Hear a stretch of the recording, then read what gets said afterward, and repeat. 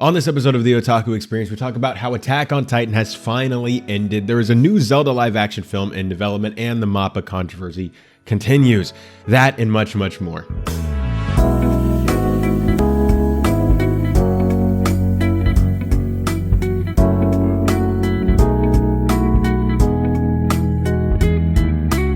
Hello and welcome to another episode of the Otaku Experience podcast, the anime non-news show where we talk about the current goings-on in the anime and the manga industry with our very uneducated opinions. Once again, I am your host, Israel, and I gotta say, thank you guys so much for being understanding about what happened on Sunday. For those of you guys who don't know, I was going to do an Otaku Experience because Attack on Titan had ended, and I really wanted to talk about it. That, and we always do a Sunday show.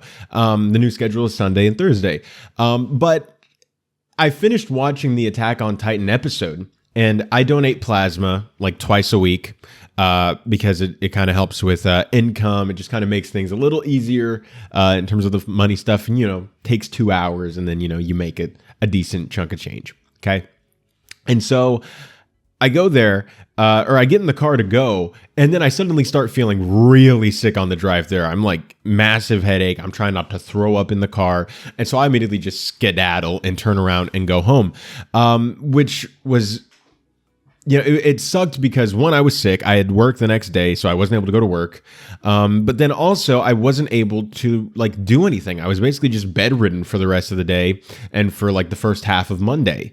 And I wasn't able to talk about it. And I thought about maybe just laying down, lowering my mic to the floor and just being podcast version, no video. And I just be like, hey guys, welcome to the Otaku Experience. We're going to talk about Attack on Titan. But I was like, no, this is awful. This is mid. We're not going to do that. So I decided to not do that. And as you can see on my Twitter here, it says there will be an Otaku Experience today, but just later than normal, finally sitting down to watch the AOT finale. And it's true, I did. This was at 11:43 a.m. for me. This was me sitting down to finally watch the episode. Fantastic episode. We'll talk about it in a second. And then, a couple hours later, suddenly came under the weather. No TOE today. And this wasn't, a couple hours later. This was after I went home, kind of took a nap. And then I woke up and I was like, wait, I should probably tell everybody that there's no episode. So anyways, but yeah, you guys were super awesome about it and everything. So that was great. I don't really know what happened. I just kind of didn't feel all that great all of a sudden. It was really strange. My theory is that it may have been the fish I ate for lunch, because I made tilapia for lunch. And it was that was the Best By date, was that Sunday. And so maybe I don't know, but it passed. I'm good. Shout out to my girlfriend who took care of me while I was sick, bringing me stuff that I didn't even ask her to bring. Shout out to you. I love you. Anyways, okay. So we're going to talk about Attack on Titan now. Okay. It's been a week. Basically, I mean, it'd be a week from Saturday. So it's been almost a week. But, in terms of the online discourse, it's already gone. No one's talking about it anymore. But I want to talk about it, okay? So the Attack on Titan, the final season, the final chapters, Special 2 has finally come out. It's the end of Attack on Titan. And what an episode, dude. I hope that you guys have seen it, because open spoilers, we're talking about everything. We're finally going to talk about the ending to Attack on Titan. So they changed a little bit from the ending, not major stuff, but they would change some lines here and there. They changed a little bit of the context. From what I read of the final chapter, Isayama was very vague in terms of what he was doing, and it was very nuanced and subtle. But the anime is a lot more just flat out with it, and I think that's because of the reaction to the manga ending, where people were like, this doesn't make sense. Why is this happening? This is very unsatisfying. And I think Isayama in the anime version wanted to keep the story he was telling, because, he's been foreshadowing this. This is where it was going. But he wanted to kind of make it a little more obvious what he was trying to do. So that way there would be less vagueness about it, for lack of a better term. And the response has been better. It's not been a fantastic response. People haven't been this is the greatest anime ending ever, but it hasn't been, Attack on Titan was a disappointment. It was a letdown. It was all a waste of time. That did not happen. And so that's a good thing. I take that as a success. And I think that regardless, even if this episode sucked or whatever, the legacy of Attack on Titan is cemented as one of the greatest anime of all time. And the fact that it ended at the caliber that it is for how long it's been going, like the odds of this actually ending and ending on any form of a satisfying note is just remarkable, because this should not have happened, but it did. And that's awesome. So the first, I predicted maybe the first hour would be all action. It turned out it was probably the first 45 minutes was action. And then, we spend the last 30 minutes kind of wrapping everything up. A lot of the Return of the King, basically, where, last chance, spoilers. Okay, here we go. So after Mikasa decapitates Eren and finally kills him, which was in the manga, we see okay, why did it skip around? Okay, we see a flashback to when they were kids, and this kind of happens with Eren and Armin. And before we see this little flashback with Mikasa and Eren, and they say, from what I get, and it's still kind of vague, but it's a little more obvious than it was in the manga, but from what I get about it, it seems that Isayama is trying to say that Eren at some point, because of the Titan powers, current Eren went back in time and visited a younger Armin and a younger Mikasa, but to a lesser extent. She's about the same age, but it would be a few years before the events of the final season, whereas Armin's first season Armin, and but they don't remember. And then once they kill Eren, they're able to remember these moments again, where Eren talks to Armin about everything that's going on, about the rumbling, how he feels about Mikasa. With Mikasa, he talks about them living together, and when he dies, he wants her to move on, and things like that. But then we find out when he's talking to Armin that he actually doesn't want Mikasa to move on. He was actually in love with Mikasa the whole time. And Armin's like, bro, that's freaking pathetic. And they talk about this, and you see them standing basically in this lake pool of blood. I'm trying to get a good shot. There you go. And this represents all of the carnage, because Eren killed, and it's revealed in this episode that Eren killed 80% of humanity in the rumbling. Which I did not get that. From what I expected, the rumbling lasted, if you compile the final season part 2, because that's when the rumbling starts, and these specials, the rumbling lasted maybe 6 episodes. I mean, granted, some of these episodes are really freaking long, but still, 6 episodes, and he killed 80% of humanity. It didn't seem like that to me. It didn't seem like Eren traveled that far. It seemed like he trampled one country, walked across the ocean, and began trampling another country, and then he got stopped. I did not get the vibe that he had traveled the majority of the world, because Attack on Titan takes place, not in our world, but it takes place around the 1900s, mid to earlier 1900s, based on the technology that we see in the show. And so the population is not spread around like that, where the vast majority of it's here, unless maybe he went to China or something, where there's 1 billion people there. But I don't see this happening. I don't see any possible way where that happened, but that's a nitpick, whatever. So he kills 80% of humanity, and Armin tells Eren that he's going to take the blame for this, because Armin kind of opened the door that led to Eren doing all of these things. And they kind of talk about that, how Armin, you could say, is indirectly to blame. So Armin's talking about how he showed Eren, what was beyond the walls, what freedom could be, what that could be like, which drove Eren's desire to destroy everything to protect Eldia and to protect his friends. And so Armin's like, we will be in hell together, bro. Brothers for life, which was really kind of cool. I kind of like that. But I will say the part, I don't know where it is in here, but the part where Eren tells Armin that he doesn't want Mikasa to move on, this part was just a little goofy. I did not really feel it all that well. It didn't really work for me. But regardless, that's neither here nor there.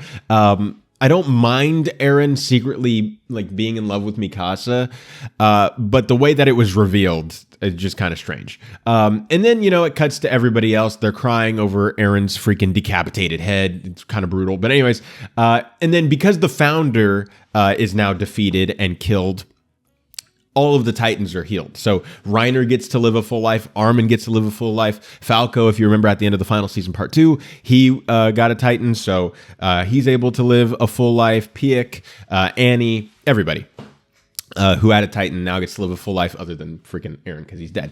Speaking of which, there's one thing that was really cool where on the founder, when they go to like attack the founder, they start fighting all of these other Titans, and they were like, what is this? And I thought they were just like manifestations that Eren was creating, but it turns out these are all of the past generations of the 7 Titans throughout history, and they're like fighting them all at once. And you get to see like these fights, like a lot of these they've fought in the show, because, you know, people get the Titans throughout the show, and so they have to defeat the people who had the Titans before the people that we know got the Titans.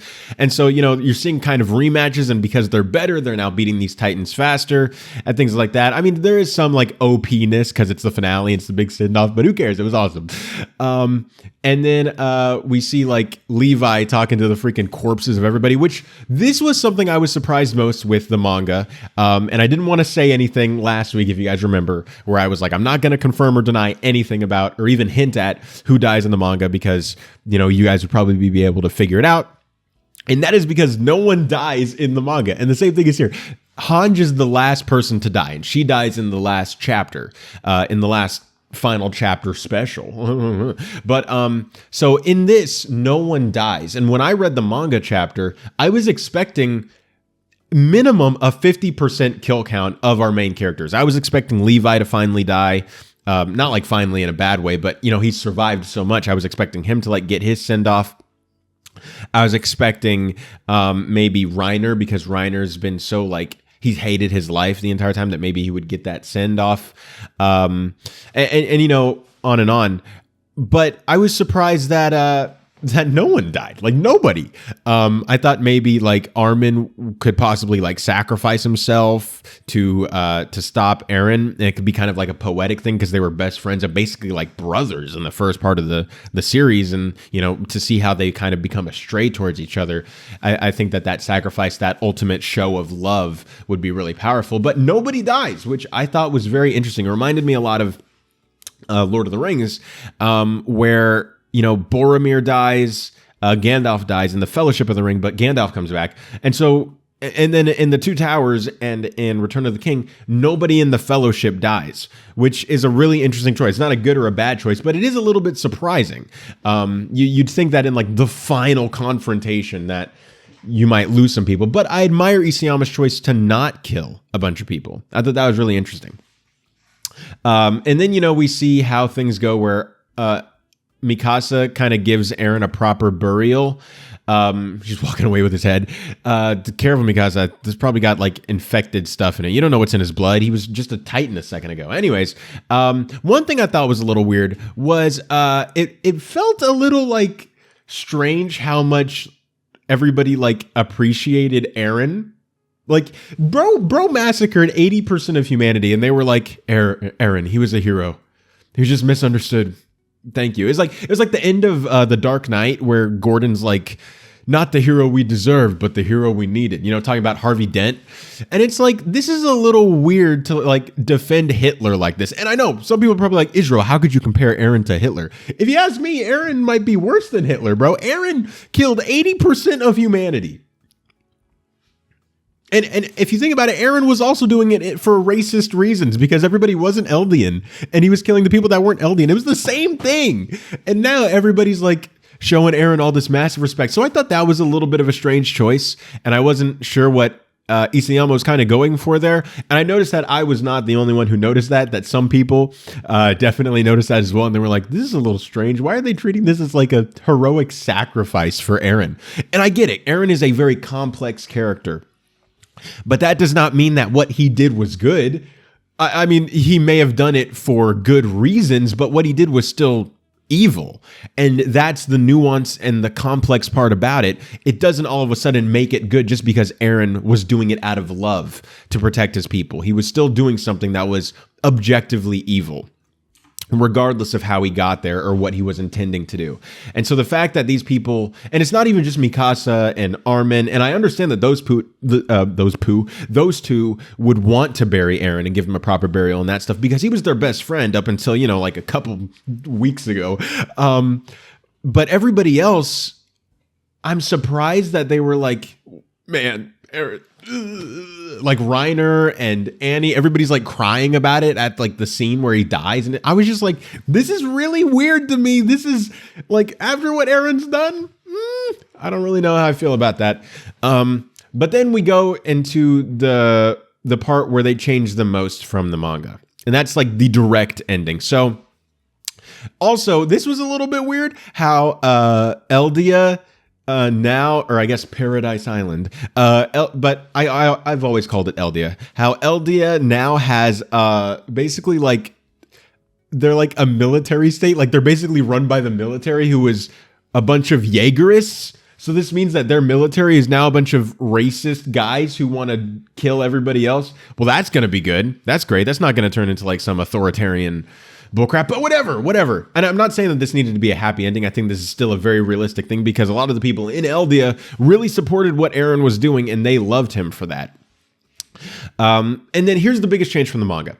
And that is, in the manga, you see a ship from other countries coming to Eldia to start another war for their revenge after what Eren did, which makes sense and I thought was a very realistic ending. And that was actually the ending I expected and wanted from the manga, and it was there. The ending in the anime is a little bit different, and I still like the ending here, but I don't know if I like it as much because I don't know if it's as realistic. Maybe it is, maybe it isn't. I think there's a debate for that as well. And so we go down to where she buries Eren. She buries him at that tree, that tree that we all know. And Eren kind of comes as like a dove and like redoes her like scarf or whatever. Yeah, here we go. Yeah, so she says she wants to see him again. And then this dove shows up, fixes her scarf, and then flies away. And she's like, Eren! Anyways. And then we go to the end here where we see that Mikasa, and we know from the manga that Mikasa marries John, or at least it seems to be heavily alluded to that she marries John. I don't remember them really covering that in the anime. They kind of just end in this scene here. And Mikasa is actually buried next to Eren. I don't know where they show it here. Yeah, okay, so this is Mikasa's body, and she's clearly, obviously, buried next to Eren because they just show that tree, and then suddenly a woman is buried there as well. So we can only assume that that was Mikasa being buried next to her love, Eren Yeager. And then it cuts back to this tree, and we see like centuries pass where like they start building and it comes to modern times. And then this is where it got crazy. Look at these buildings. This was not in the manga. Suddenly these buildings are super futuristic. Looks like freaking Coruscant. And you see like these ships flying through. So there's a normal helicopter. But we see some jets there.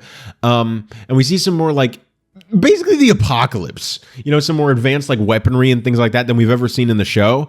And then it basically goes to say like that, probably 100 years, maybe 200 years in the future, that was when the retaliation started against Eldia, and then it was destroyed.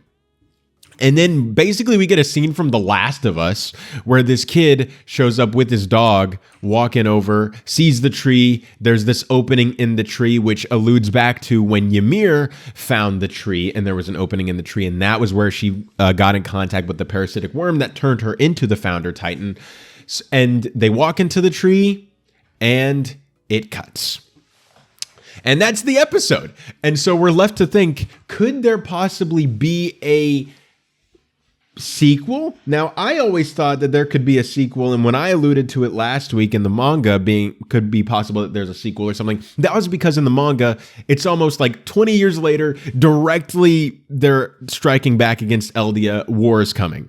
And I was like, maybe you could do like a little thing where our characters are alive and they have to like kind of calm this climate and, you know, try to maneuver throughout this. And whatever Isayama decides to happen, you could do it for like a few chapters, maybe, you know, like the entirety of like one season of an anime, which would be like 36, 40 chapters, something like that.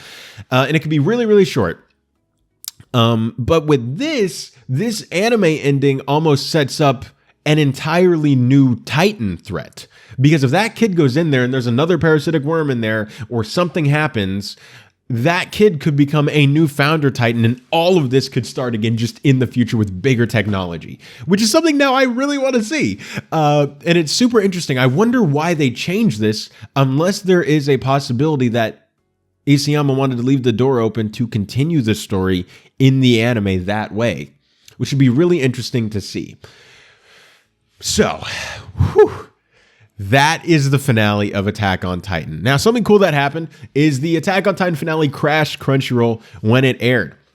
This comes to us from Anime Corner, where they said the long-awaited Attack on Titan anime finale has finally hit Crunchyroll, quite literally, as the streaming platform's website is currently down. The episode, which premiered some 9 hours ago in Japan, was set for a 5 p.m. PST release with English subtitles. The Crunchyroll website is currently struggling to load, and the apps are down and displaying an "oops, something went wrong" message. For users who managed to get in early, the episode is loading fine. This is not the first time Attack on Titan managed to crash Crunchyroll. A similar situation happened with both Crunchyroll and Funimation in January 2022 when Attack on Titan the final season part 2 premiered. I remember, I was there. The finale, licensed as Attack on Titan the final season, the final chapters part 2. What a terrible title! Marks the end of a 10-year-long adaptation. Hajime Isayama participated in the making of the finale, as revealed earlier this week, and then they talk about that. So that's really interesting and something that we all kind of expected, because I believe this is the first time Attack on Titan has aired without it also airing on Funimation. So it was only on Crunchyroll. That means the entire audience who was on Funimation, who could kind of split the amount of traffic that was hitting these websites, because Crunchyroll would usually crash, but Funimation would take a little bit longer because more people use Crunchyroll. But now that all of those Funimation people have to now go over to Crunchyroll, that crash is just magnified so much more. Luckily, and this is a weird luckily, but luckily I was not able to watch the episode on Saturday. I was busy. And so when I got to watch the episode on Sunday around 11, around noon, somewhere around there, I got to watch it with no problems. So good for me. I win. But anyways, the Attack on Titan finale has finally aired, the end of one of the greatest anime of all time. And I freaking loved it. The end, fantastic. The end of a journey, and I don't even know how to feel. I almost, like, I wanted to cry when it ended, because granted, I haven't watched this show from the moment it started airing. I started, you know, back when the final season started, which was back in 2021. But that's still an almost 3-year journey for me. And still, it's going to be, it ended, and I was like, there's literally never going to be another season of Attack on Titan, unless they do like a spinoff thing or a sequel thing like we talked about, but that won't have our main cast in it. This is it. It's over. It's gone. It's done. The only way we'll be able to like experience these characters again, other than like maybe an OVA, is to rewatch it. It is just, it's so weird. It's so weird. But anyways, Attack on Titan has finally ended. What were your guys' thoughts on it?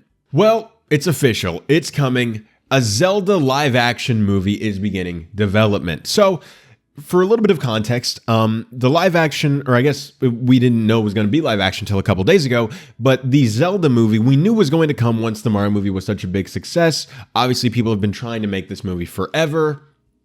And a lot of people, me included, wanted it to be an animated film, whether it was animated like Mario was with like that illumination style animation. I felt that really worked. And if they were going to build it to be like a big culmination event like Smash Brothers or something, I felt like that could be something that would really work if it was all just in that animation style and you don't have to worry about trying to mesh live action or different animation styles altogether. That could be kind of weird. So I was hoping it would be that, but there were a lot of people who were still hoping, if they did not connect it to the Mario stuff, that it would be made by something like Studio Ghibli or in that anime sphere. There you go. Field, sphere, field. Anyways, that it would be in that area. And I honestly saw the appeal for that too. I think it could be really, really fascinating, especially I haven't played Zelda, but I know enough about it to kind of feel what the best way to adapt it would be, at least in my opinion. Because I don't play much video games, but I do watch people play video games. I watch a lot of the discourse. I think I've played a couple Zelda games, not like fully, but you know, if I've been to someone's house or if there's been like a thing when I was a kid, if I went to GameStop and they had a free game to play or something like that. I've played, you know, here and there, like some snippets of Zelda, you know, like 30 minutes here, 30 minutes there, whatever. And so I know enough about that type of stuff to know what the feel of the world is, to know what the style that they're going for. And so I was very surprised by the news that this was going to be live action. And there were definitely those proponents who wanted it to be live action.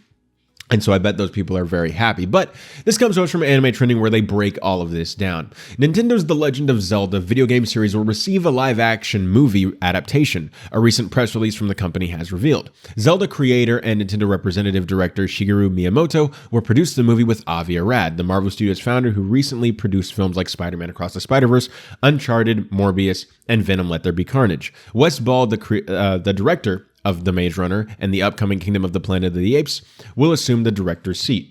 The Zelda feature will be co-produced by Nintendo and Arad Productions, with distribution handled by Sony Pictures Entertainment. The financing will come from both Nintendo and Sony, with the former to contribute over 50% of the budget. The last live-action movie to be based on a Nintendo property was 1993's Pan Super Mario Bros., and it took decades until another stab at the Mario games arrived in this form. In the form of this year's CG animated feature, the Super Mario Bros. Movie, which made over $1 billion. In an interview with Variety from earlier this year, Miyamoto said, "We were fearful of all the failure of the past IP adaptations, where there's a license and a distance between the original creators and the creators of the films. The fans get outraged and mad because the studios didn't do justice to the original work. We didn't want a backlash." In the announcement for the Zelda movie, Nintendo said, "By producing visual contents of Nintendo IP by itself, Nintendo is creating new opportunities to have people around the world access the world of entertainment, which Nintendo has built through different means apart from its dedicated game consoles. By getting deeply involved in the movie production with the aim to put smiles on everyone's faces through entertainment, Nintendo will continue its efforts to produce unique entertainment and deliver it to as many people as possible."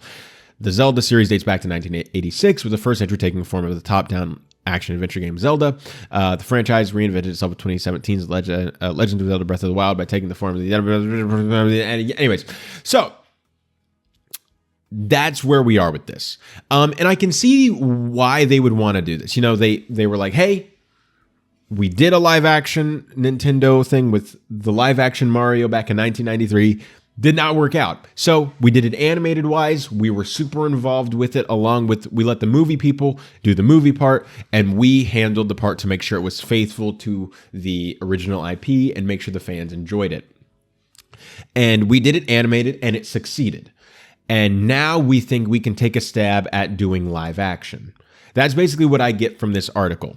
And the choices and the talent to kind of do these things is a little strange. Like Avi Arad, who has done great things like Across the Spider-Verse, Morbius, obviously. No. But who has done a lot of good stuff, I felt has also done a lot of bad stuff, and I feel like has a mixed bag of a track record. Wes Ball, who I actually enjoyed the first and the third Maze Runner movie, I don't remember the second one, I think is a talented and capable director, and I'm glad that he's getting more and more stuff to do, because I felt that the biggest problem with the Maze Runner stuff was the scripts, and it wasn't the directing. And so I feel like he's been capable, and so I assume that they're seeing like Kingdom of the Planet of the Apes footage, because we saw that trailer, and that was really cool. And I kind of get that vibe from that type of world that it's in. It's not like a direct one-to-one, but I get that kind of feel that he might be able to handle something like Zelda. And as long as the creators are super involved, I feel like it's going to be a success, because we've been seeing this trend happen lately where Mario, Miyamoto was involved. Last of Us, Neil Druckmann was involved. Five Nights at Freddy's, I know a lot of people didn't like it. I'm a fan of the games. I liked it. Scott Cawthon was involved.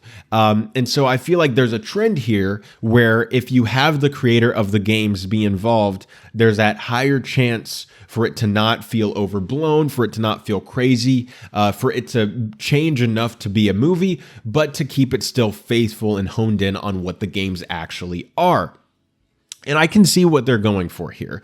I wonder if they're going to go for some big epic type thing, like maybe a Lord of the Rings scale event, or if they're going to go for maybe something smaller scale, maybe like a Dungeons and Dragons. Not that tone is going to be what the Zelda movie is, but that, type of movie where it's a much smaller scale, it's a lot shorter, or if they're going to go for that big epic Lord of the Rings. And I could see that. I could see that big epic if they wanted to do like a big trilogy, do all of them at once. They have like the Legend of Zelda trilogy, and it's like all at once, and it's super faithful to the games. I think that could be something really special. But it'll be interesting to see how they go about it. All we know is that they're doing it in live action. It is going to begin development, especially now that the actor strike is now over. We can talk about how that will affect things going forward. We'll probably be able to see casting happen and things like that. So this is really fascinating. I wish I was able to give a little more coverage and a little more of a educated take on this, but because I don't really play video games, this is one of those blind fields for me. But knowing enough about Zelda that I do, I can see why they went in this direction, but personally, I still would have gone animated. If they're trying to connect it to the Mario stuff, I would have done it with Universal and Illumination like they did with Mario. I think that worked out very well for them. And if they weren't going to connect it to Marvel, I would have done, to Mario, I don't know why I said Marvel, I would have done the Ghibli stuff. But they decided to go in live action. I will trust their judgment because I really enjoyed the Mario movie, and I trust that they know what they're doing. And if the creators of the games want to do it in live action, then I'm ready to see what they have for us. But anyways, guys, the new Legend of Zelda movie is in development, and it is going to be a live action film. What are your thoughts on this? So we've been talking a lot about MAPPA lately, and for the most part, not for good reasons. MAPPA has been undergoing a lot of controversy with everything that's been going on behind the scenes. And if you guys don't know, we've talked about it over the past few weeks. So there are segments on those that you can check out in previous episodes. But to give you a really short version, a lot of the stuff behind the scenes has been really bad as of recent. And it's never really been good across any of the anime studios for people involved like the animators. But all of a sudden, for MAPPA in particular, it's skyrocketed in terms of the demand of what they need to be made and increasing the harshness of the anime working conditions for those animators. And the animators have been speaking out about this, and the fans have been demanding basically better working conditions for these animators with everything we've been seeing. We've been seeing the mental health in these animators take a big decline. We've been seeing people quitting, and all the while the MAPPA machine just keeps on moving and keeps adding more stuff to their pipeline. And we kind of find out why in this really fascinating article from CBR that says this: anime fans furious at MAPPA's plan to match the quality of Kyoto Animation and Ufotable. So Kyoto Animation and Ufotable in particular are best known for their animation quality. Kyoto Animation is my favorite anime studio. I think that they make not only just the best looking anime, I think they make the best quality anime. And that's just my opinion, but to me that is the gold standard of anime. And Ufotable, especially when it comes to things like Demon Slayer, is definitely up there when it comes to their animation as well. And it looks like MAPPA is trying to match the quality of those shows, which might be the reason why these working conditions have gotten so much worse for these animators lately. So here they say MAPPA's Attack on Titan, Jujutsu Kaisen goal to match the quality of Kyoto Animation, or KyoAni, and Ufotable has anime fans demanding better working conditions for the studio's animators.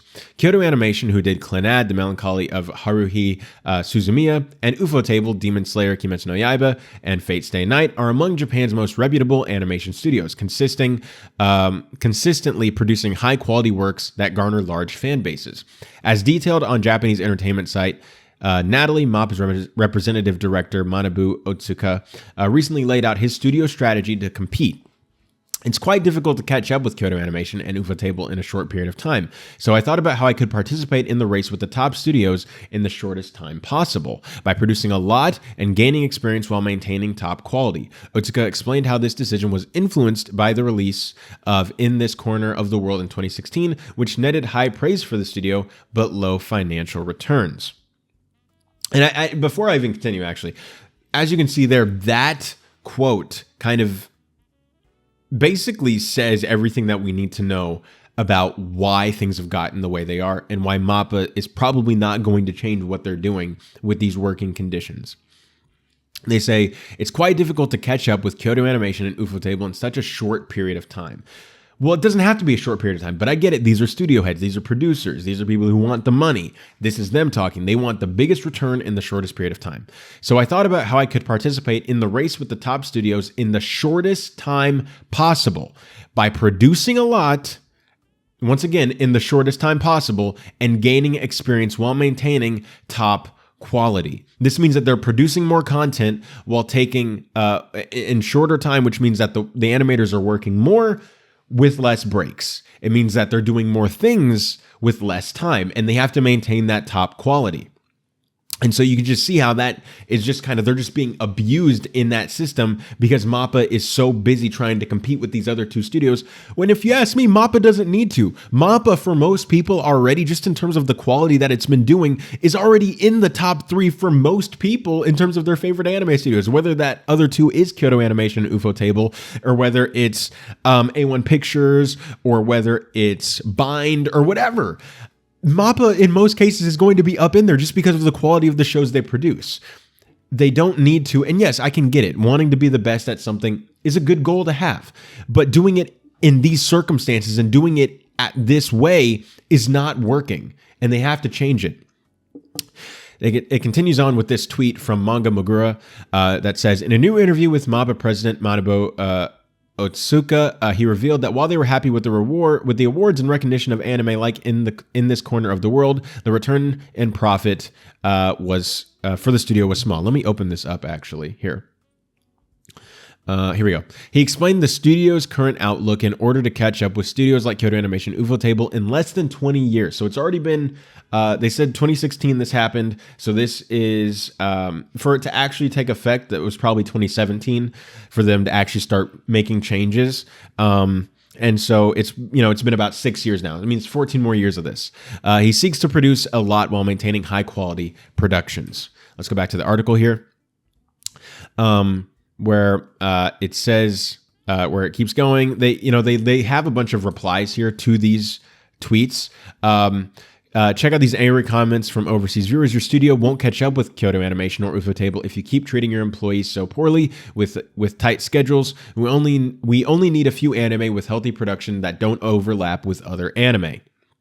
If you want to compete with these studios, then at least try picking up practices that make them so good. Ufotable has never had more than 2 projects and maximum to 3 projects, which has made employees not kill themselves. Kyoto Animation treats employees well with salary positions. Insane to say that he wants to be like Kyoto Animation while treating his employees the way he does. Kyoto Animation is known for treating its employees very well. He might make MAPPA reach the level of Ufotable with insane hard work, but reaching the level of KyoAni is impossible for any studio right now, no matter how hard they try. Kyoto Animation is not just a studio, it is an emotion. Kyoto Animation animes are of their own unique genre and vibe. And I think there's something true to that last one in particular. Kyoto Animation, and Ufotable too. Ufotable just, their rule is like, we don't have any more than 2 shows Every now and then, maybe if it's a really busy time, 3, but we never have more than 2 shows going at once. Whereas MAPPA currently is in this state where they're doing like 4 minimum, like 3 is their minimum, and it's usually like around 4 right now is how many they're producing all at once. And you talk about these animators saying on Twitter that they're moving from show to show and they're doing all these things to keep everything going, and they're just dying over it. But I think that what is true there is Kyoto Animation. The reason why I think Kyoto Animation's anime is so special is because of the atmosphere and just the philosophy that that studio has, and thus all of their workers have, whether those are the animators, whether those are voice actors, script writers, directors, everybody. They all have that philosophy of, we're going to make something amazing here. And that's going to take patience, that's going to take dedication, it's going to take hard work, and it's going to take us pushing ourselves, but it's not, us killing ourselves is not going to make that happen. Whereas you see MAPPA trying to just brute force something into there, and it's just not working. It's not working. And actually what you're seeing is the opposite, where people are now complaining about how some of MAPPA's animation has looked lately, because these animators are feeling so rushed that anime quality goes down. Going back to the article here in these last couple paragraphs, it says, although Otsuka was thankful for having an acclaimed title to MAPPA's name, he also felt that in order to properly compete with its contemporaries, MAPPA would have to take on more projects while pouring capital into other resources that would generate profit. So as you can hear, all that he cares about, he doesn't care that they're getting acclaim and recognition for how good the show is. He just wants the money. The money that went into the studio when we were contracting out simple production work was small, Otsuka explained. When I say that it was low, I mean the amount of money that went into the studio was very small compared to the business scale of the work as a whole. Our income is small if we don't improve this. We feel that it will be impossible for us to survive as a company and grow strongly. So from 2016 onwards, we will continue to produce anime while focusing on production conditions that will bring in more money to the studio. Yeah, like paying people less, by working them more, by not having them take breaks, and by churning stuff out over and over. Yeah, that will bring in more money to your studio for probably a short period of time until everything catches up with you, and then we start seeing all of that complaining happen. There's this big, and of course, there's idiots doing it too, but there's this big fight against Disney right now, that the public has kind of gotten into, where, yes, there are bigoted people and those people who just hate Disney because Disney, has women as leads in their movies and stuff like that. But then there are other people who are upset because lately there's been a philosophy change at Disney. Once Disney was about creating the magic and creating that family entertainment that everybody could enjoy and everybody could watch. And then all of a sudden, they're now, let's just throw $300 million at this movie and that Disney Plus series, and let's just churn out stuff over and over and over, and everybody will eat it up because we're Disney. That is not how it's going to work. And you can see that their box office and their streaming ratings are just declining because that ultimately caught up with them. And they have to change course if they ever want that to change. MAPPA, you have to change course before it catches up with you, or you are going to get something way worse than just not getting as much money as you want. I think the way that they should handle this, and we're going to finish this article here, I think the way that they can handle this is by handling, like, in what universe did you go from, let's do a good show, let's do our time, take our time and make some quality stuff, to all of a sudden we're going to make 17 shows at a time per day, and it's going to be great, and no breaks for anybody, you don't get to eat lunch, whatever. How did we get there? And you realize it's because of the money. They want the money incentive. Okay, well, here's my idea. Scale back. Put less money into your projects, but give them more time. And you will see that quality increases. You'll see that the attitudes of your anime go up. You will see of your animators will go up. You'll see that your fans are more happy. And there will just be less stress. And over time, you can expand and add more and more and more. And then eventually, you'll hit that limit, and you'll find out where that limit is. And then just don't hit that limit. Maybe if you need to in a really crunch season, you can hit a month where it's just crunch, crunch, crunch, crunch, crunch. That's okay. But if you're constantly in that state where you're at that crunch or surpassing it, and that's your default position, no one's ever going to get recharged, and no one's ever going to be working at their best. Everybody's just going to decline forever until eventually they can't do it anymore. And that's what I would do personally. Going back to the article, they say an anime-centric Twitter account called Manga Mogura and shared the statement with its followers, who were quick to point out that KyoAni usually only produces 1 or 2 anime series per year, addressing Otsuka, saying, "You won't catch up to KyoAni or Ufotable if you keep treating your employees so with such a tight schedule. We only need a few anime with healthy production that don't overlap with the other anime." This argument was echoed by many others in the thread, including Akasmik, who drew attention to MAPPA's past payment controversy, stating that KyoAni treats its employees with well-salaried positions. And that's the thing. MAPPA's paying less to the people who are doing the show. They're working them harder, and thus, yes, your returns are going to be bigger because you're putting less money into it and you're working the people harder. Obviously, that's going to pan out, but eventually it won't, because everything will catch up to you and there will be a backlash to it. And there's already a backlash starting, but eventually you're going to see the mainstream and the big reaction. You're just going to see this big MAPPA crumble. And something that I was about to say something, and I feel like I'm about to forget it. Oh no. Oh gosh, what was I going to say? Oh, yes. Something that people have been complaining about for a while now is that there are too many anime being produced across the board. We think that there are just too many anime. You can't keep up with every anime in an anime season. There's just too much going on. And if every studio kind of pulls back on it, that means, one, more people will watch your show because you're not sharing as much with everybody else. You don't have to work on as many shows. You can put more or less or the same amount of money into those shows while having more time to work on them, because you're not making 17 other shows at the same time. And you don't have as much competition. So you're going to have that money because the other shows aren't doing that many shows as well. And then there's more here. Overall, the vast majority of commentators appear to reject MAPPA's seemingly blasé attitude about anime production, feeling that it's unreasonable to expect animators to produce several high-quality productions every single year, especially without adequate working conditions. Imka, at Deformed Monkey, argued that it is insane to expect his staff to reach KyoAni standards when they are consistently mistreated by their employers.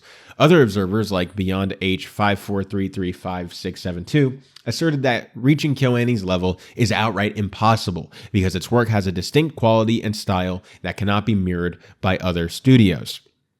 Thus far, MAPPA appears to be struggling to appease its audiences. Last month, Jujutsu Kaisen fans on X heavily criticized Season 2, Episode 14 for its poor quality animation. Hokuto Sadamoto, a staff animator who worked on the episode, issued a heartfelt apology to the series fan base after the news of his involvement was leaked online. However, many interviews placed the blame on MAPPA itself rather than the animation team. Sadamoto claimed that he was only given 2 weeks to create 250 animation cuts for the episode. We talked about this in the last episode.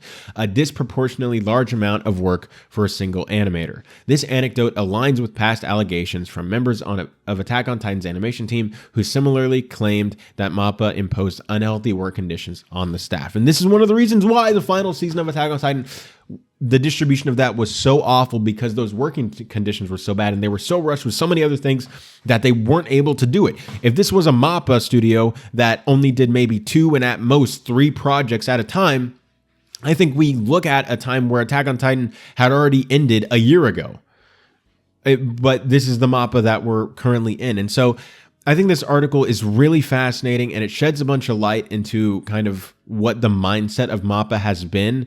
And now we can understand why MAPPA has been doing what they're doing. But that doesn't mean that what they're doing is good. What they're doing is bad. You cannot work your workers like this.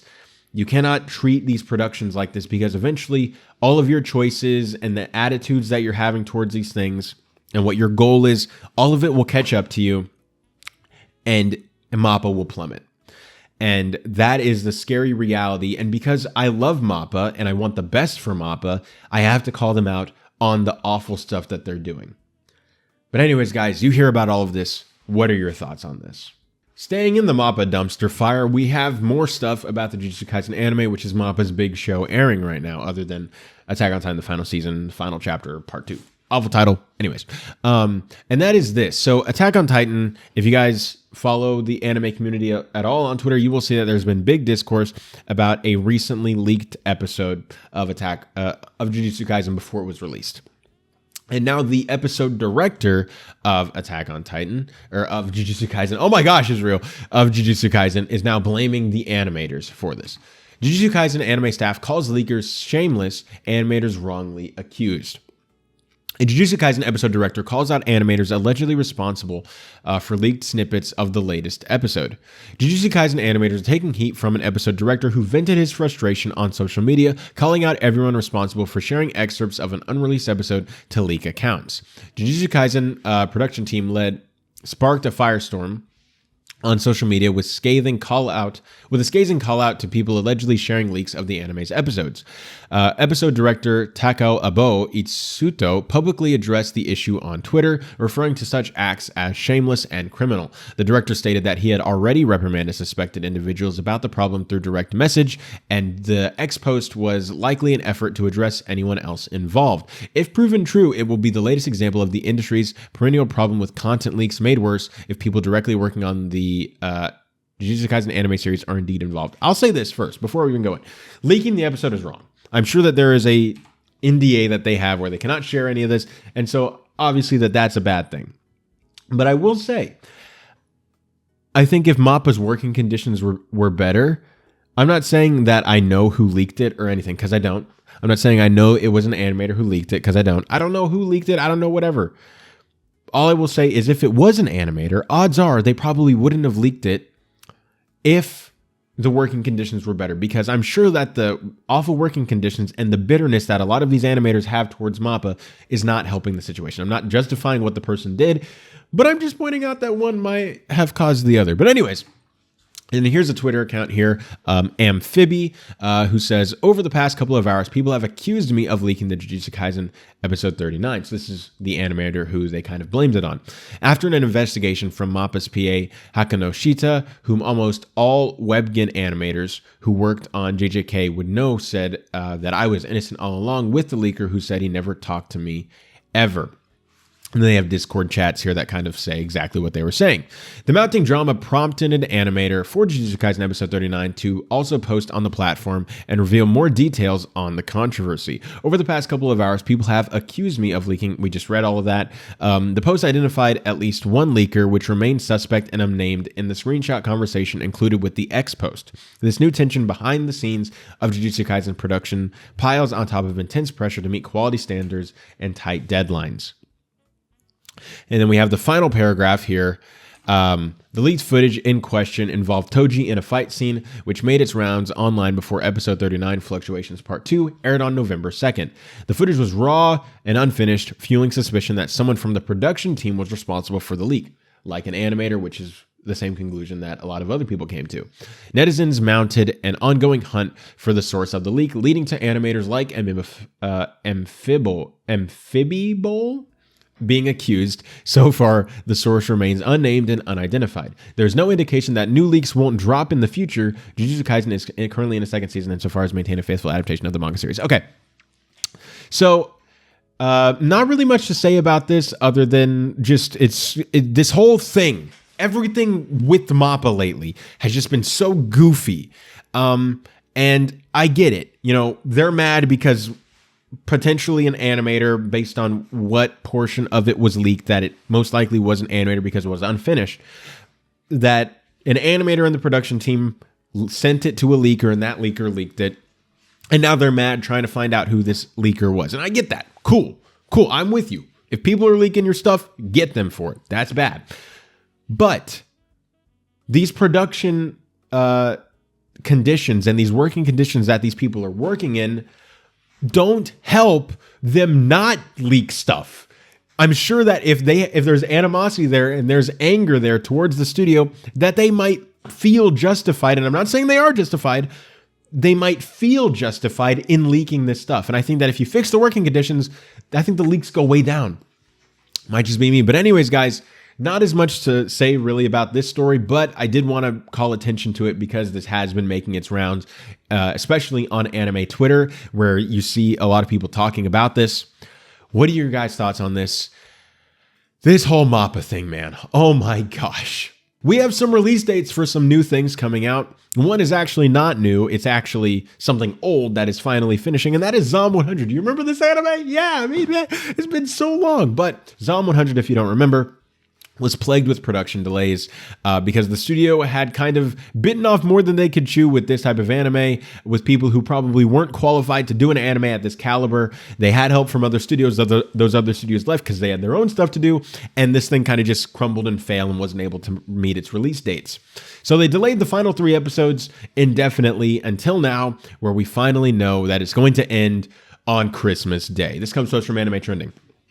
After multiple delays, the Zom 100 Bucket List of the Dead anime adaptation will finally come to an end on Christmas Day, with all of its 3 remaining episodes, 10 to 12, to be released on the same date. Zom 100 Bucket List of the Dead first premiered on July 9th and aired its 9th episode on September 24th. During its broadcast, episodes 4, 5, 7, and 8 were hit with streaming delays, while episode 5 was pushed back completely with a special recap taking its place.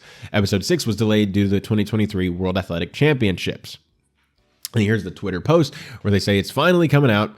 And then, according to the messiness, Shaft was initially credited for production assistance on Bogue Films' produced show, but it didn't take long for that credit to disappear. A tweet by the show's animation producer, which said that Shaft would be involved in the sections like animation and compositing for episode 3, was also deleted. So, like I was saying, and then they talk about the synopsis there.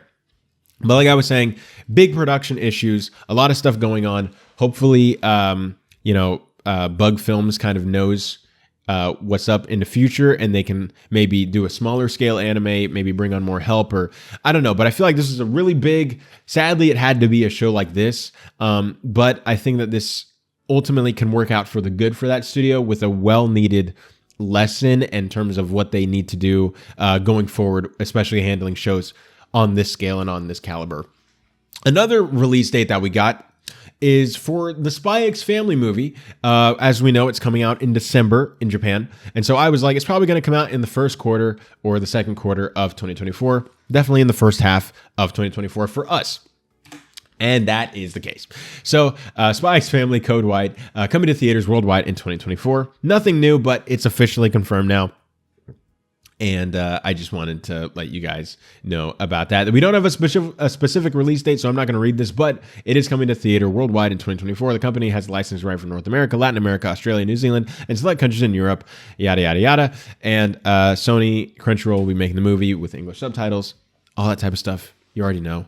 And so those are those new release dates. What are your thoughts on those? Are you excited to watch Zom? Did you just read the manga? Did you forget all about it? Are you not going to watch it? What are your thoughts on that? And are you excited for the Spy X Family Code White movie coming out next year? And what are your thoughts on season 2 currently airing right now? Let me know. All right, we have another bundle of stories that follow more of the studio stuff going on.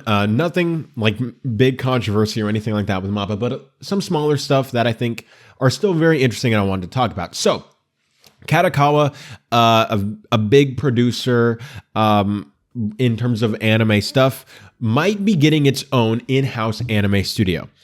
This comes to us from CBR. Japanese media juggernaut Kadokawa to own anime studio.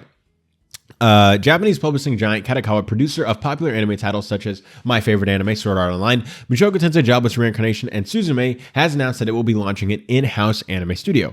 Kadokawa released the announcement in the Animation Business Journal, stating that the company will strongly emphasize animation in its future business expansion, including establishing a new 100% owned studio and investing more than ever into production. The company also recognizes the shortage of studios and human resources within anime and said it would work on merging with other companies as well as creating further alliances. Kadokawa's central goal is to secure the full intellectual property of rights of its upcoming media franchises in order to maximize profits. The company currently invests in over 40 anime titles, including My Happy Marriage, Rascal Does Not Dream of Bunny Girl Senpai, but only 5 of these are produced fully within the Kadokawa system. The company aims to bring this number up to 20. In addition to the new studio, Kadokawa has outlined the number of its goals to increase IP value for its upcoming titles. One notable goal is to plan the increase of the length of the new anime series, both in number of episodes per season and number of seasons. This would be a welcome change for fans of one-season wonders like Iron Host Club, Yona of the Dawn, and pending Yuri on Ice, which were left without closure, but with a lot of untapped potential. So Kadokawa could go back and finish those. Kadokawa also stated that it will be taking an aggressive strategy to expand international distribution, to have an in-house studio. This likely means that some of these upcoming anime will be catered toward Western audiences. This could mean differences in animation style, marketing, character design, and other series aspects, which is really exciting. And it ends here with Kadokawa has long held a position within manga, anime, video game production, among other business ventures, but it has been steadily making moves to procure a stronger spot within anime specifically, including and acquiring Anime News Network in 2022. Building an in-house studio is not unanticipated, but still a large venture for the company. However, Kadokawa has already proved to be successful in several of its production ventures and holds a number of impressive titles under its belt. Whether or not the company's new studio will be as successful remains to be seen, but it could certainly have large implications of the popularity of future anime titles. This is awesome. I'm super excited about this. So Kadokawa obviously has been super involved in anime production. They've been involved in manga distribution, in licensing, in video game production. They're huge in this stuff. And because they've indirectly, helped out with these types of things, now that they've had all this experience and they've worked on all of these major big projects and they've seen what the audience likes, what they don't like, and what they want, they are now going to make their own studio. And this leads me to believe that this could be, keep an eye out for this Kadokawa upcoming studio. This could be a game changer. This could be like one of the biggest studios ever instantly, simply because of the amount of experience they have just going in. They're hitting the ground, sprinting, bro. And this could be a very aggressive studio, and this could become one of the biggest and most popular studios ever, and even taking over anime that, other studios don't really have any, goal to finish. So like Sword Art Online, there's a current arc going on in the light novels that they could be adapting right now, but they haven't. There's a Moon Cradle thing going on that A1 Pictures just hasn't done. Kadokawa could take the rights from them and do Sword Art Online. They could do that. Like they said, they could do Yuri on Ice. They could do Iron Hose Club, and they could finish out some of these shows. They could reboot some things. There's new things that they could have licensing rights with the manga that they could just directly go and make into their anime production without having to go through and finding another studio to fiddle it through.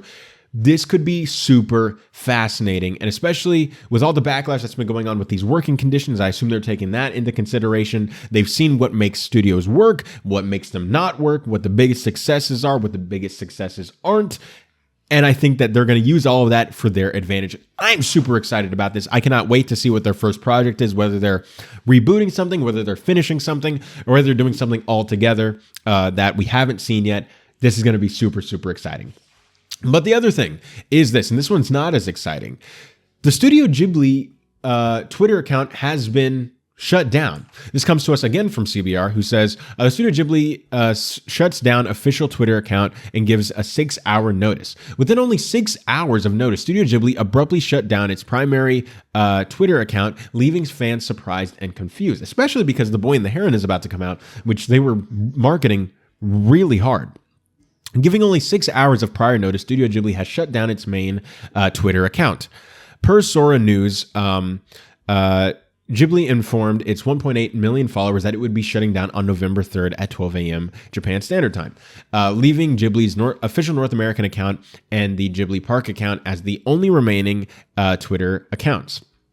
Although Ghibli's farewell post did not clarify the reason behind the account shutdown, it did express appreciation to those who have supported it since its initial creation in 2020. With little information to go on, Ghibli fans have started speculating as to the reasons behind the account's closure.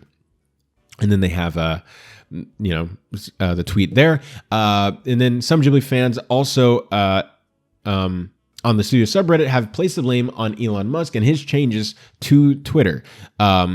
One person saying the shutdown wasn't surprising, and saying that Musk and the racist and religious extremists that have a social media presence on Twitter, kind of pushing them away. And they kind of talk about that there, and they kind of speculate what it could be. This, I'm surprised, especially because Boy and the Heron was coming out. If it was like right after the release, I could see maybe then. But the fact that Boy and the Heron comes out in like a month and they ain't done anything, and they're just deleting it, I'm just like, what, why? I think it is because we saw recently, there was a headline that came out that said that Twitter was worth way less than it was when it was acquired Gosh, was that last year, earlier this year? I don't remember. And so it could be that because of how much less Twitter is now worth and how much less studios are spending, even Hollywood studios are spending to market their stuff, that maybe Ghibli was just like, there's really no reason to keep this. Our investment into marketing on Twitter isn't providing enough for us to keep doing this. So we're going to get out. And that's fully understandable. And it sucks to see what Twitter has become, and the fact that it's led to Studio Ghibli leaving. And now that might not be the reason. There might be another reason. It could be because Studio Ghibli could be getting acquired, and maybe the people acquiring them was like, hey, we want that shut down for whatever reason. And that could be the reason for that. We don't know. All we can do is speculate because they didn't give us a specific reason. But this is really fascinating. There still are Ghibli accounts, like the North American one, but it is still really fascinating and just strange to see how this all played out. But anyways, guys, what are your thoughts on these two stories? Kadokawa is creating an in-house anime studio, and Studio Ghibli has shut down its Twitter account. What are your thoughts? So Berserk, one of the greatest manga of all time, and has had a couple of anime adaptations. One was actually not that bad, and the other one, we don't talk about it.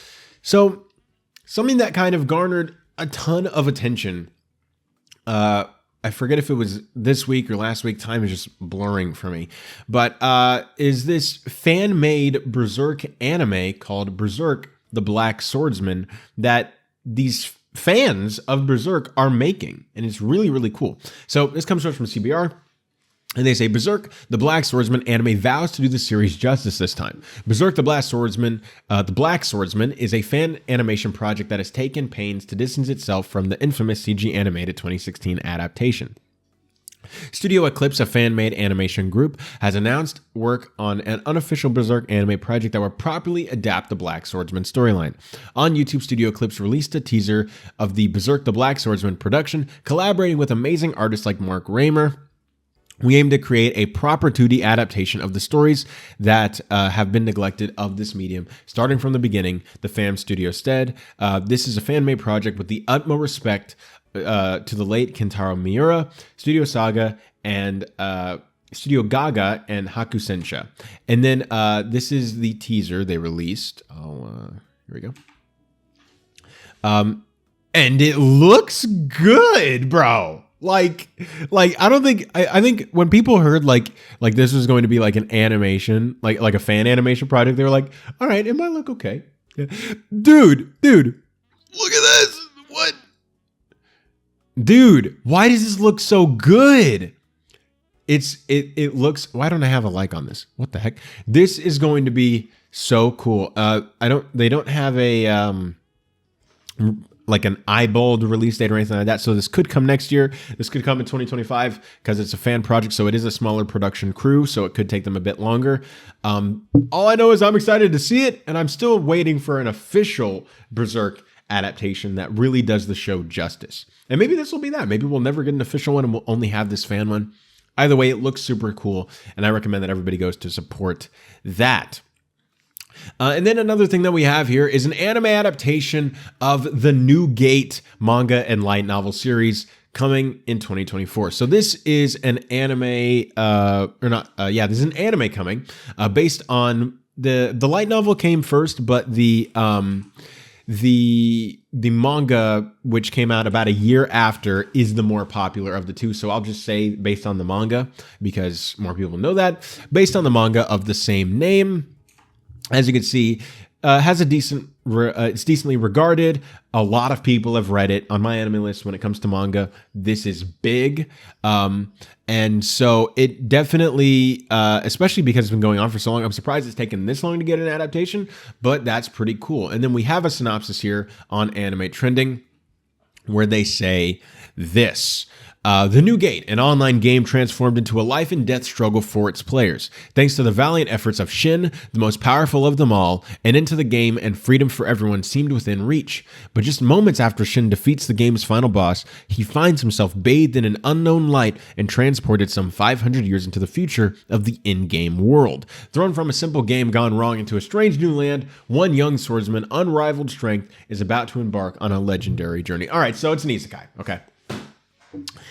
Not my favorite anime genre, but, it seems like it's popular. It seems like it has decent reviews. So there is a chance that it could be good. But that being said, guys, what are your thoughts? We have Berserk, the Black Swordsman fan-made project coming, and we have the New Gate anime adaptation coming.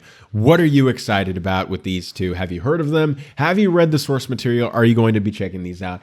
Let me know what you think. All right, guys, and I would do a Goofy Woofy anime community, but this episode went on so much longer than I thought it would, so we're going to skip over it. It's okay. We're not really missing much. It wasn't really anything major with that. So we're going to go straight into the audience rankings, starting with the Anime Corner audience rankings. We're going to do both Anime Corner and Anime Trending because I missed Sunday's episode, and so to make up for that, we're going to cover both of them. So to do the Anime Corner ranking first, at number 1, we have Frieren Beyond Journey's End, which stayed at the same rank because it's freaking fantastic, guys. Come on, Anime of the Year. And then we have Undead Unluck, which went up 3 spots from rank 5 to rank 2, and The Vexations of a Shut-In Vampire Princess, which went up 20 spots from rank 23 to rank 3. That must have been a fantastic episode. At number 4, we have The Apothecary Diaries, which went down 2 spots from rank 2 to rank 4, and that got 4.2% of the vote. I haven't been saying the vote percentages, that's on me, but oh well. Jujutsu Kaisen Season 2 went down 2 spots from rank 3 to rank 5, and that got 3.77% of the vote.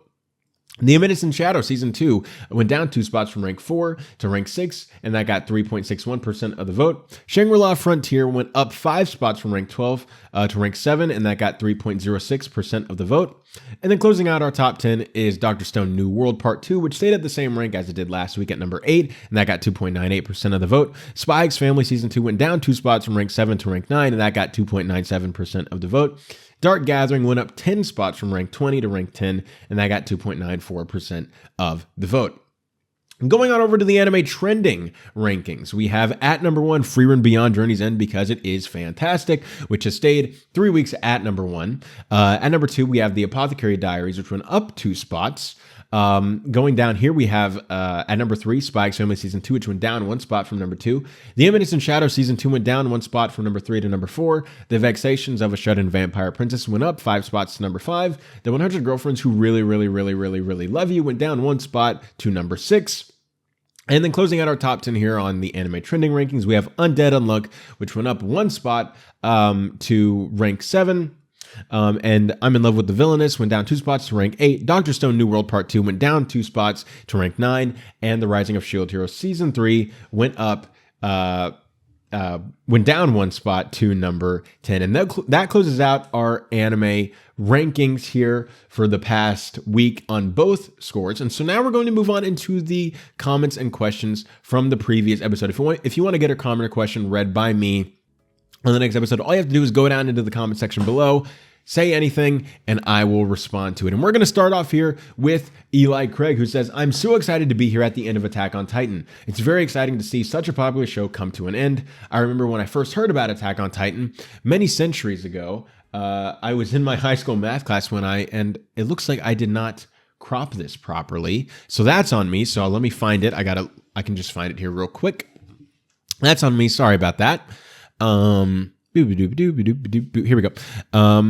And it's down here, and it says, to finish it, it says, I heard some kids behind me talk about this new anime that they were loving called Attack on Titan. I asked what the show was about. After the explanation, I was intrigued and went home and started the show.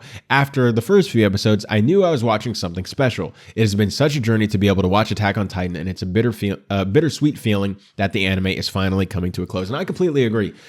Now, I didn't hear about Attack on Titan from like people in school. I just knew about Attack on Titan, and I just never seen it because it was on Netflix. And it's been great. It's been so good. And the fact that it has ended, it's like we watched history. Like for me, like the stuff I've been alive for and have experienced, it's like Star Wars comes back, Avengers Endgame, Attack on Titan. Like those are the big events of my life in terms of pop culture stuff. And it's just been super fascinating and so cool to see how this goes. It is bittersweet. And it'll be fun to see like how it works on a rewatch. Now that I've seen where the show is going, where it ends, it'll be interesting to see because I know that Isayama was so good about foreshadowing things. It'll be really cool to see how all that pans out. So maybe in like a couple years, I will go back and rewatch Attack on Titan. So thanks for that, Eli Craig. Going to the next comment, we have Jeremanen4650, who says, Clink with the wine glasses. Welcome back. I had to start reading Freerun and Eminence in Shadow as light novels. Loving both of those shows so much. Dude, Freerun, don't even get me started. It's the best anime of the year. And unless it suddenly just drops in quality, it will continue to be the best anime of the year. Freerun, when people ask me how I would describe Freerun, because I've had friends who have heard me talk about it, and they go, what is that even about? I just say this. I go, it's the sequel to an anime that doesn't exist. And if you've seen the show, you know what I'm talking about. It is the epilogue, and it is the sequel to something that we have never seen. We only get flashbacks to it, to what the story needs. But there is an entire anime that we have not seen that exists. And it is so freaking good. Eminence in Shadow is a lot of fun. I've heard that season 2, actually I haven't heard much about season 2. I've heard just about the same quality as season 1. I haven't had a chance to start it yet, but I love Eminence in Shadow as well. It's a lot of fun. So thanks for that. And moving on to the next comment, we have Farky50, who says, great to see you back. It's great to be back, other than when I got sick and missed the next episode after that. But that was after my 2-week break, where I felt kind of burnt out and I needed to kind of get my spirits back up and my, excitement and stuff. Did my video just end? Hold on. There we go. This is ridiculous. Okay. There we go. Okay, back to the comments. We have, let me scroll down here. We have Tien Trin, 1577, who says, the stash looks exceptional, doesn't it? It was great. It is Movember. I know a lot of people are participating in, no, not November. I participate in the man's version, which is Movember. Grow mustache, spread awareness for prostate cancer, for men's testicular cancer, things like that. And so that's what I do. So the beard will come back once December starts. But thank you. Thank you. I think the mustache is, I like it too. Going to the next comment, we have Colmobrian. 9558. Cool. I did not know this. Attack on Titan is my favorite show of all time. The release schedule is cack, though. So much misinformation. Well, that is because the misinformation is not from MAPPA. But the misinformation is from like a lot of the other people being like, it's going to come out, it's going to come out. I remember when everybody thought it was going to be a movie. We thought we were just going to get Attack on Titan, the final season part 1, Attack on Titan, the final season part 2, and then there was going to be a movie. That didn't happen. And I remember when people thought Attack on Titan, the final season part 2 would actually end the show. That didn't happen. I remember when people thought that there wouldn't even be an Attack on Titan, the final season part 2. They thought it would just be Attack on Titan, the final season, and then the movie.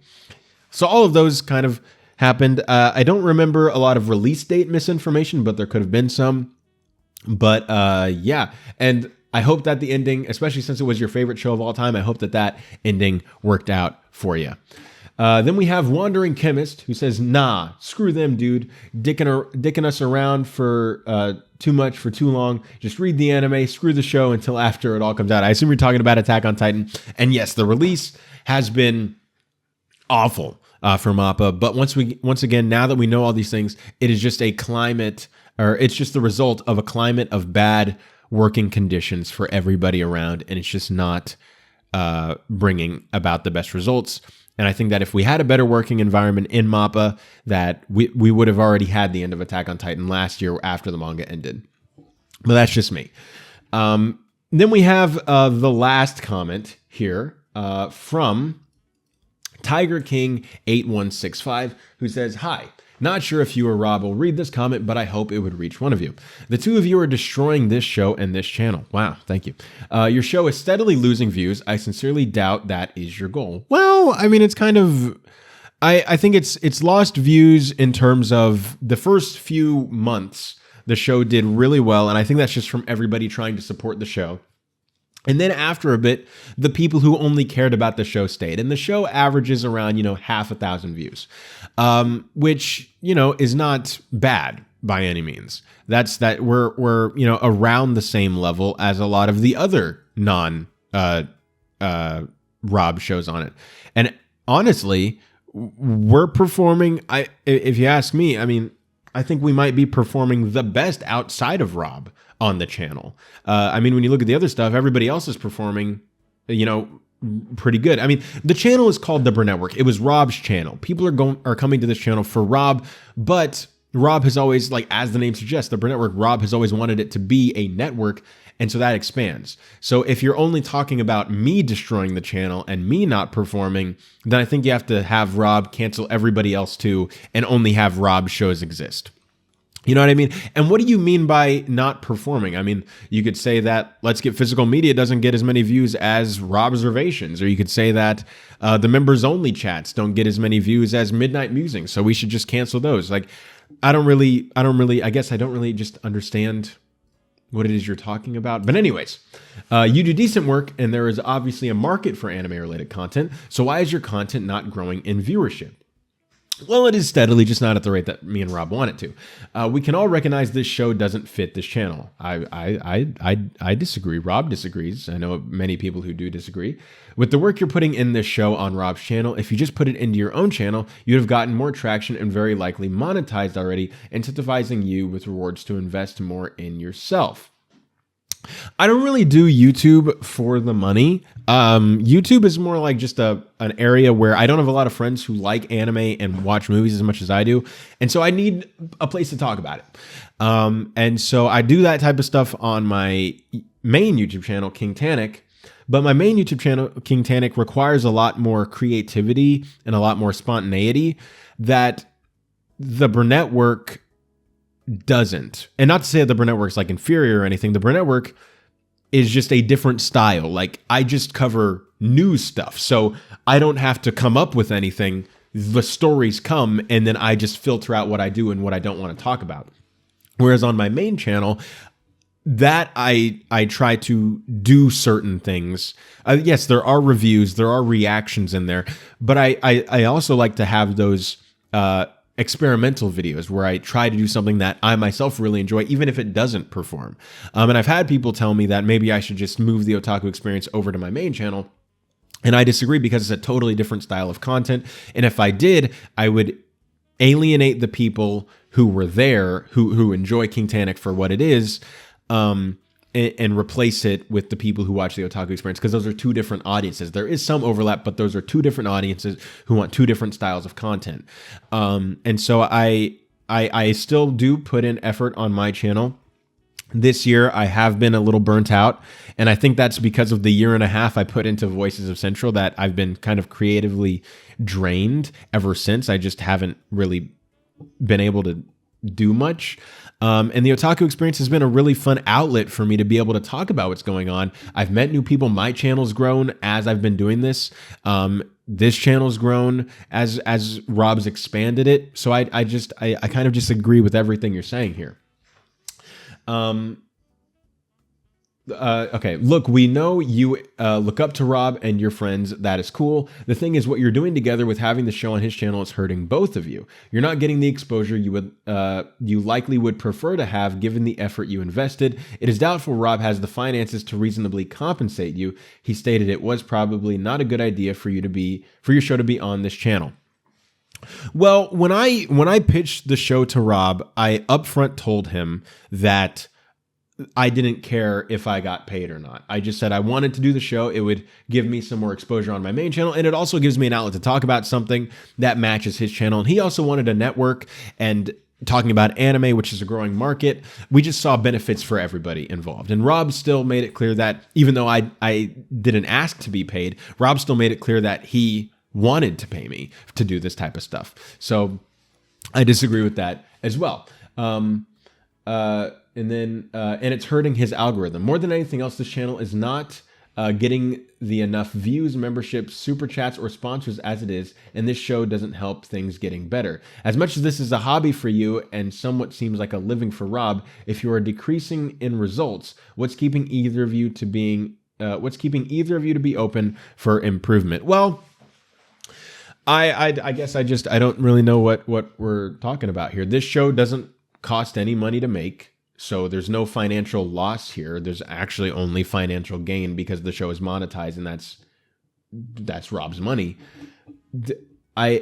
And yes, it is a hobby for me. It's a fun outlet, but I do treat this like a job. I do treat this with respect, the same way I do with my channel, because I enjoy it. And I figure if I'm going to make YouTube videos, I'm going to do them with respect. And so Tiger King, with all due respect, and I know you're coming from a good place where you want the best for me and Rob, I just fundamentally disagree with everything you said there about every single thing there. And I actually think that this is helping the Burnettwork. I think it's helping my channel. I think the show, if you look at it from like, if you went to like the first episode of the Otaku Experience and then looked at an episode now, you would see that. But if you go from the first episodes, it actually, if you go from the first episode to this episode, it looks like this in terms of the views.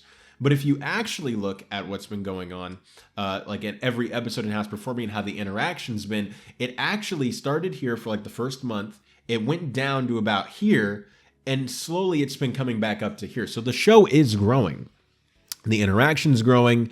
I've seen people express to Rob that they enjoy the Otaku Experience and are happy that Rob is bringing anime content over to his channel. So I think that not only do I disagree with your opinion on how to fix certain things, but I also just think you're objectively wrong in terms of what the certain problems are. And now, if you don't like the Otaku Experience, that's fine. You don't have to watch the show. And if you think that because you don't enjoy the show that it's hurting Rob's channel, I get that. Just don't watch the show. But I think that objectively speaking, this show is an asset to the Burnettwork, whether more than it is a problem to the Burnettwork. Does that make any sense? Because the shows are performing like the same. And I'm not trying to say that like I'm performing bad and everybody else is performing bad with me, but we're performing around the same. Like has great success on the Burnettwork, and she does her own stuff on Positive Fandom as well. And the Otaku Experience performs about the same as her shows. There's some weeks where she does better than me. There's some weeks where I do better than her.